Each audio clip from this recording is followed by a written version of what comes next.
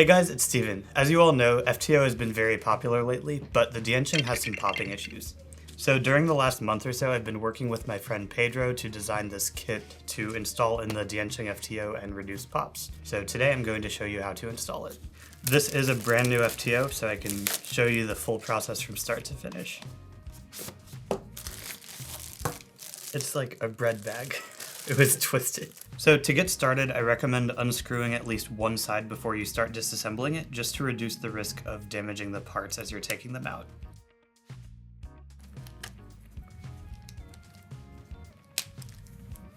So after you have a few pieces out, disassembling the rest is really easy. Still be careful not to put too much stress on any of the parts, but it's pretty straightforward. Now we can completely disassemble the core. Through the magic of going next door and borrowing an electric screwdriver, I am done with this. So now you're going to take your kit, and it contains 13 edge pieces, including one extra, and 12 center pieces. I like to do the edges first, just because there's more of them and they take longer to dry. So first thing to do is wipe off the factory lube from the surface you're gluing. And then I put a drop of glue at the top point here, a line going down, and a dot at the bottom point.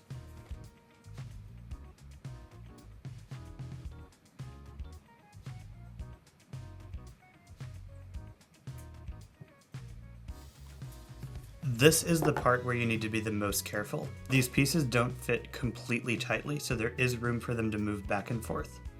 In order to make sure they are centered and don't interfere with the mechanism, line up the center of the piece with the seam that also goes down the center of the actual edge piece.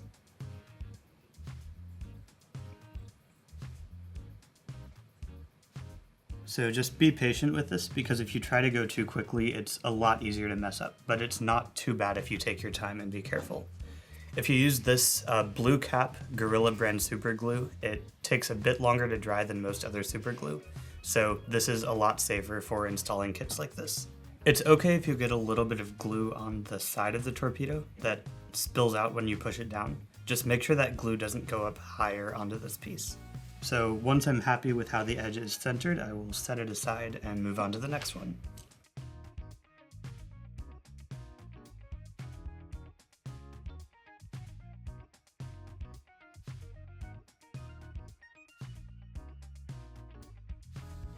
Alright, so that was the last edge, and now I'm going to move on to centers. Centers are pretty much the same process, but there's really nothing that can go wrong here. Still just wipe it off. Take one of the center extensions and put a drop of glue on all three of the walls inside the piece. You don't need too much here, just a little bit on each wall.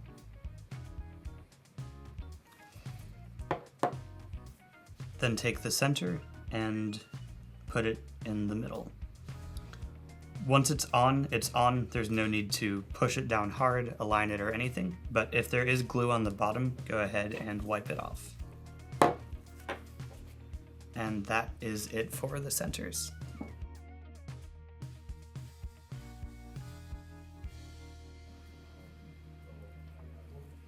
So now all of the pieces are glued, and I recommend waiting about 10 minutes before assembling the puzzle. At least longer is ideal, but 10 minutes should be enough.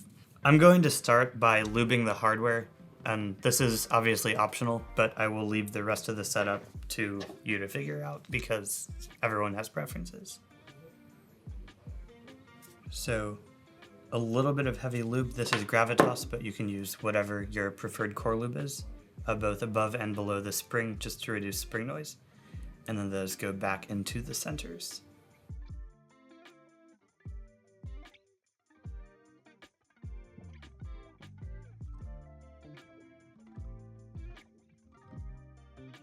Okay, that is the last of the hardware, so now I can actually assemble it. The first thing I'm going to do is screw the centers into the core fairly loosely, just so the pieces can go back easily.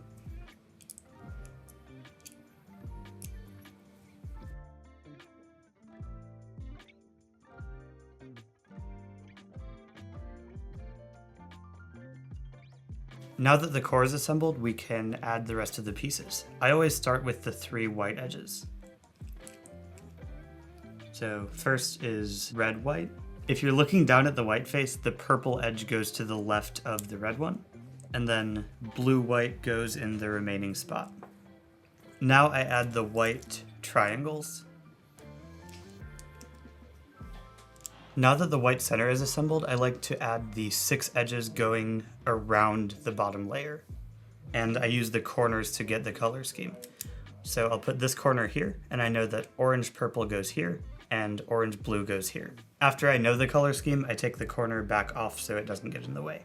And these edges can be slotted in by moving the center up a little bit, putting the edge into one side of it, and rotating it down. And then you can rotate it past where it needs to go to do the other one. And it looks like I installed this edge backwards, so I'll just go past where it goes again, take it out, and flip it. And now I'll do the same thing for the next corner. So this is going to be blue-gray, and this is going to be gray-red.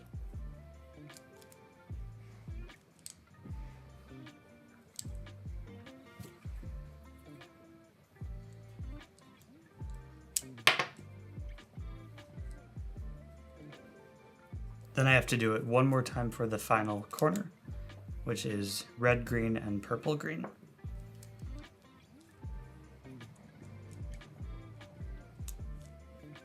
And now I'll install the yellow edges. This is easiest by rotating the top center like this, so then you can put the edges up against the top and have them not interfere with anything underneath.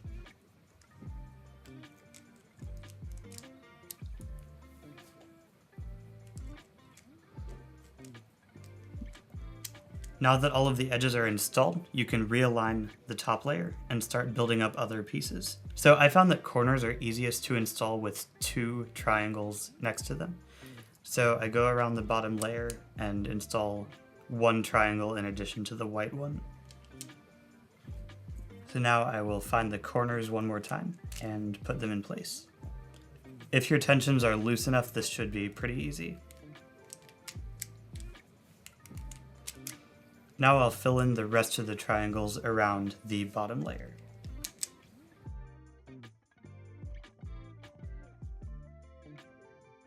So now I have everything except the last layer, corners, and triangles, and I'll fill these in similarly. So I'll go around and install 1 of each color of triangle, then add the corners, and the last 6 triangles.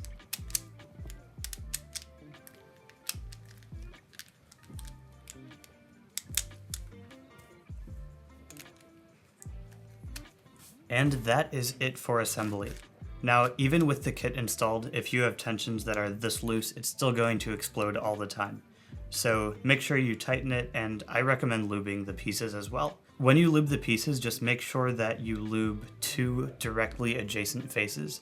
For example, orange and yellow, or red and green. This is because the puzzle contains 2 different orbits, so these pieces will never be on this face and vice versa. So to make sure the lube gets distributed, you need to lube 2 adjacent faces. And as far as tensions go, I recommend over tightening it, but not too much. You don't want to put too much stress on the core, but just tighten it enough so it's a little bit difficult to turn, and then back off the tensions until it feels good. It takes a lot of trial and error to get even tensions, but if you're patient and just keep adjusting it until you're happy with it, you'll eventually have a very nice puzzle. So that's it for the installation and reassembly, but if you're interested in seeing how this kit performs, we will be doing an Everyone Solves with a lot of fast people in the near future. Thanks for watching.